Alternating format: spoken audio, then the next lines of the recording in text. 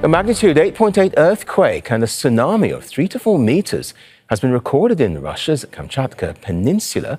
Well, footage shows initial waves hitting a fish factory in the small town of Severodvinsk.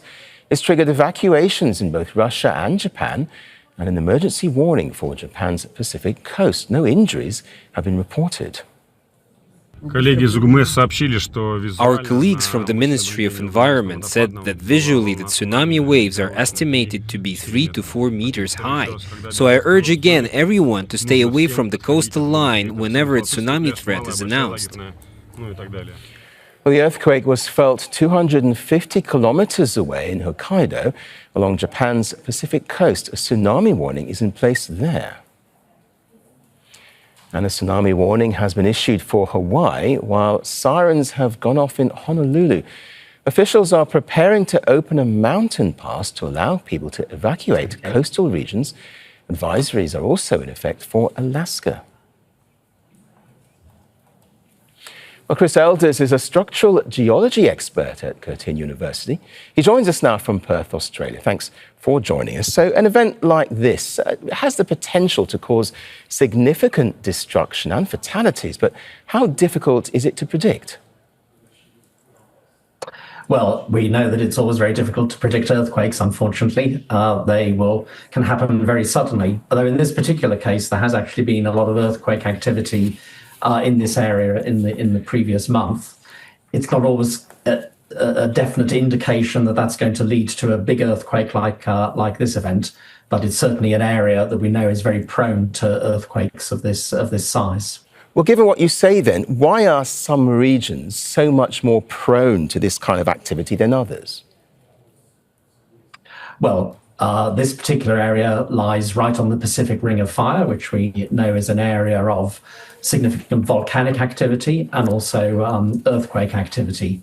In this particular area, this particular part of the Pacific Ocean is moving down underneath the eastern side of of Russia, the same as happens a little bit further to the south in Japan. And it's that movement of the tectonic plates that produces these very large earthquakes. You would imagine that Pacific Islands might be most at risk, such as the Northern Mariana Islands, Guam, Saipan. Is that the case? Yes, so the tsunami risk is a result of the movement of the plates. The earthquake causes the seabed to lift up a little bit, and that displaces the water sideways, producing the tsunami wave, and it'll spread away from the epicenter. So it'll obviously affect places closest by soonest, obviously Kamchatka itself, Japan, Alaska, and then it has the potential to migrate further away and hit the many Pacific islands, Hawaii, as you say, the Marianas and other islands close by. And I believe even New Zealand have issued a tsunami warning on the opposite side of the Pacific Ocean. Is science getting better at predicting this then, do you think? It's getting better at being able to issue warnings, I think, is one thing.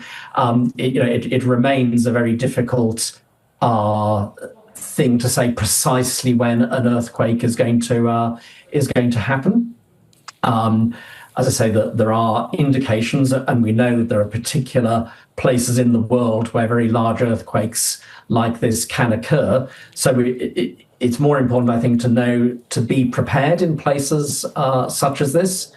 And there was a similar-sized earthquakes in the region 2006 and 2007, and a magnitude 9 earthquake in almost exactly the same place in, I think, 1953. So it's a known risk. And so it's important to be prepared in places like that. Yes, you mentioned being prepared. I mean, it's difficult to say, but how effective are measures to, for example, design buildings in a way to withstand earthquakes and tsunamis, or is nature just too strong? Well, you can design buildings to withstand the shaking, or at least to absorb some of the shaking. But the critical thing is that it always depends on people following the building codes and buildings being built to the correct specifications. So it's normally more modern buildings that are best equipped to withstand it. For the tsunami wave, really the only thing that we can do is to make sure that people are given a warning and have the opportunity to evacuate from coastal areas and areas that are likely to be affected. So to move inland and to higher ground as quickly as is possible. Chris Elders, we appreciate your time. Thank you. Thank you very much.